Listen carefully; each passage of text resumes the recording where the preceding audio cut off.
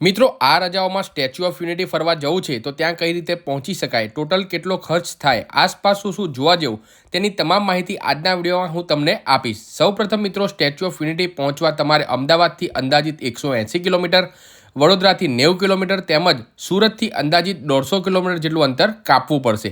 ત્યાં તમે કાર દ્વારા, બસ દ્વારા અથવા તો ટ્રેનના માધ્યમથી પહોંચી શકો છો।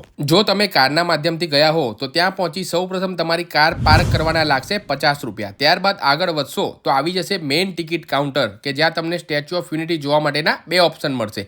પહેલું કે જેમાં ટિકિટના 150 રૂપિયા ચૂકવવાના રહેશે, જેમાં તમે સરદાર સાહેબની પ્રતિમાના ટો એટલે કે પગના ભાગ સુધી વિઝિટ કરી શકો છો। અને મિત્રો બીજો ઓપ્શન એવો છે કે જેમાં તમારે ટિકિટના 380 રૂપિયા ચૂકવીને લિફ્ટમાં બેસીને સરદાર સાહેબના ચેસ્ટના ભાગ એટલે કે છાતીના ભાગ સુધી જઈ શકાય છે કે જ્યાંથી સરદાર સરોવર ડેમનો સરસ વ્યૂ જોવા મળી જવાનો છે। આ ઉપરાંત 380 રૂપિયાની ટિકિટમાં એસઓયુ મ્યુઝિયમની પણ વિઝિટ કરવા મળશે કે જેમાં એસઓયુ એટલે કે સ્ટેચ્યુ ઓફ યુનિટીનું નિર્માણ કઈ રીતે થયું, આંદોલનો વિશેની જાણકારી, અનેક સેલ્ફી પોઈન્ટ અને જુઓલોજિકલ ઇન્ફોર્મેશન પણ તમને જાણવા મળી જશે। સ્ટેચ્યુ ઓફ યુનિટીને એક્સપ્લોર કરતા અંદાજિત 2 થી 3 કલાક જેટલો સમય લાગી જશે, જેમાં બધી જ જગ્યાઓની એકદમ શાંતિપૂર્વક તમે વિઝિટ કરી શકો છો। હવે મિત્રો બેસ્ટ ટાઈમિંગની વાત કરું તો એ છે મોર્નિંગનો સમય એટલે કે સવારનો સમય। સવારના સમયમાં તમને ભીડ પણ ઓછી જોવા મળશે, વ્યૂ પણ સારો મળશે અને બધી જ જગ્યાઓ તમે એકદમ શાંતિપૂર્વક જોઈ શકો છો। એટલે કે જ્યારે પણ સ્ટેચ્યુ ઓફ યુનિટી આવો તો બને શક્ય હોય તો મિત્રો સવારનો સમય છે ને એ પ્રિફર જરૂરથી કરજો। અને હા, જો તમારા પાસે સમય હોય, વન ડે પિકનિક તરીકે જો તમે સ્ટેચ્યુ ઓફ યુનિટી